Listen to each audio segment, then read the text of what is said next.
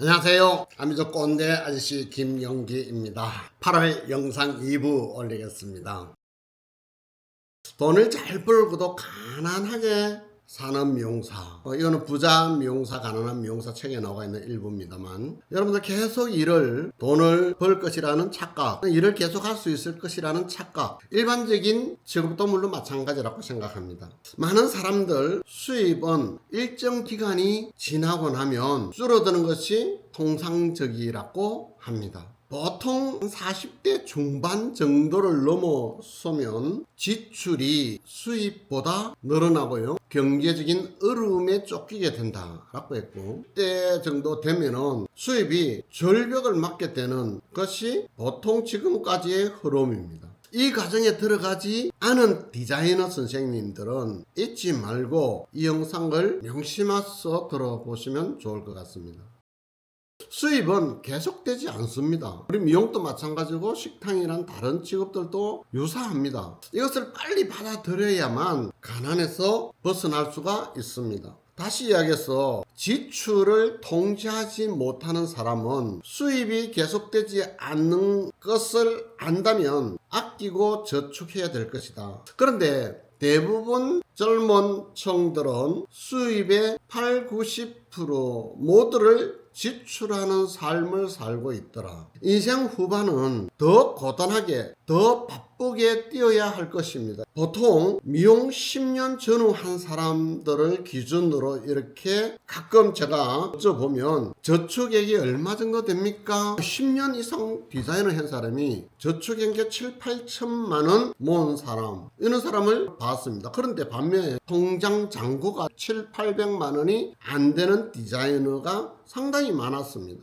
이 영상을 보고 계시는 여러분들 어디에 해당되는지 묻고 싶은데, 일 끝나고 동료들과 밥 먹고 술 먹는 비용을 다음 달 봉급으로 막지는 않고 있는지 확인해 보세요. 이성 친구 생일 선물을 해주는데 혹시 카드를 끌고 12개월 할부는 하고 있지 않는지 확인 한번 해보세요. 돈을 모으지 못하는 사람, 우리는 성인이 되면서 자본주의 시스템에 스며들어가지고 있습니다. 첫째, 카드를 만들고, 둘째, 할부의 달콤함을 알고, 셋째, 카드의 무이자를 즐기는 사람. 이런 사람 머지않아서 내가 일하는 이달 봉급이 이미 어디로 가는지 알게 되는데, 이것은 자본주의의 덫에 걸렸음을 깨닫는 시점이다 라고 했습니다.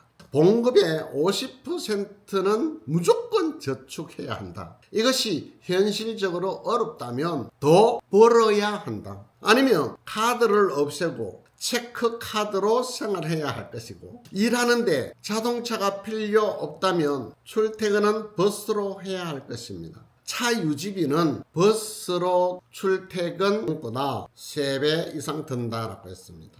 지금 여러분들이 벌어온 것을 저축을 해 나와야 60대 이후 여러분 노후 대책에 조금이나마 도움이 될 것입니다. 그렇지 않다면 노후 대책 힘들 것입니다.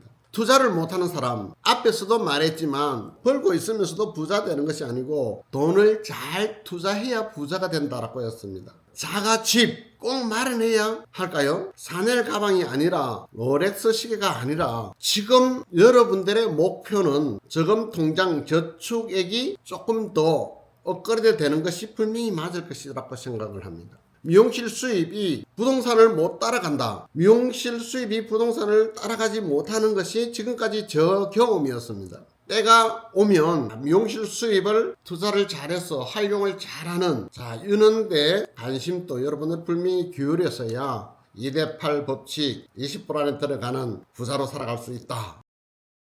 자, 그럼 8대 법칙에 대해서 이야기 좀 하겠습니다. 상위 20%가 매출액의 80%를 좌지우지하고 있습니다. 제가 미용실 경영을 오랫동안 했지 않습니까? 그래서 20%의 단골 고객만 잘 확보해도 지금 매출액의 80%는 절대 흔들리지가 않습니다. 근데 20%를 활용하지 못하면 올라갔다 내려갔다 매출 많았다 적었다 계속 불안하죠. 20% 충성 고객 관리 정말 잘 하셔야만 됩니다. 고객 리스트 정리 여러분들이 한번 해보십시오. 디자이너라면 내 고객님을 잘 알아야만 합니다. 첫 번째 한번 이야기해 볼게요. 나에게 1년 동안 몇 명의 고객님이 나를 방문했지? 우리 미용실을 방문했지? 이거 정말 아셔야 됩니다. 이거 모르는 디자이너들이 너무나 많았습니다. 1년 동안 내한테 고객님 중에서 매출액을 제일 많이 일으켜준 고객님 누구지? 1, 2, 3등. 이거 아셔야 됩니다.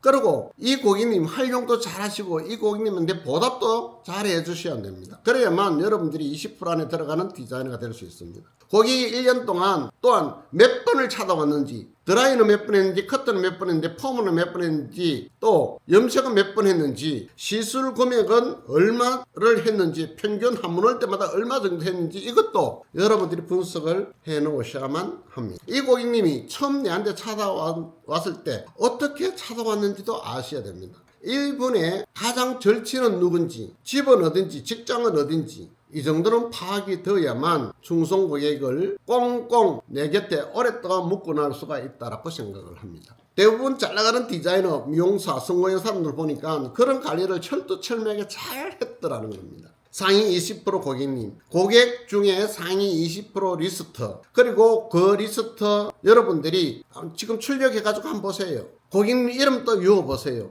첫 방문이 어떤 경로로 나에게 시술을 하게 되었는지도 확인하는 시간도 가져보시고, 막연하게 해운대 사는 그 고객님이 아니라 좀 더 구체적으로 알아보시고 기억했다가 다음에 올 때 그 내용을 토대로 해서 고객님과 대화를 해보세요. 금방 친목 도모가 되고 정말 친한 사이가 될 수 있습니다. 그렇게 친하게 된 다음에 가족들 모시고 오면은 어떻게 해주겠다, 지인을 추천해주면 어떻게 해주겠다, 조건을 붙여보세요. 그리고 연간 회원에 대한 혜택도 이야기해보세요. 코스 고객에 대한 코스 상품에 대한 어드바이스도 해줘보세요. 신뢰감이 구축되고 나면은 고객님은 여러분들 이야기 그대로 다 100% 받아들일 것입니다. 나의 1등 고객은 누구인가? 문자로 알리는 거, 카톡으로 안부 묻는 거. 오늘 날씨 많이 덥습니다. 휴가는 다녀오셨습니까? 미용실 시원합니다. 편안한 시간 들려주시면 맛있는 차 준비해놓고 기다리겠습니다. 며칠 전에 모 씨가 저한테 이제 오랜만에 전화가 왔는데 자기 사무실에 꼭 한번 오라는 겁니다.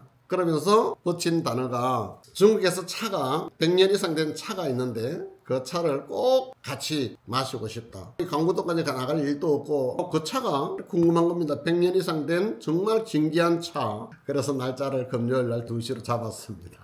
참 재밌지 않습니까? 고객님도 마찬가지입니다. 여러분들도 좀 진귀한 차가 있으면 그런 차를 몇 개로 해서 어디 이제 휴가 갔다 오면서 이런 차를 가져왔는데 고객님과 꼭 같이 먹고 싶다 등등 그렇게 한다면 명분이 서지 않겠는가. 그냥 오세요. 이것보다는 여러분들이 20% 안에 들어가는 멋진 헤어 아티스트가 되어서 노후 걱정이 없는 그런 삶이 됐으면 하는 바람으로 2024년 8월 2부 영상 여기까지 하겠습니다. 경청해 주셔서 감사합니다. 스마일.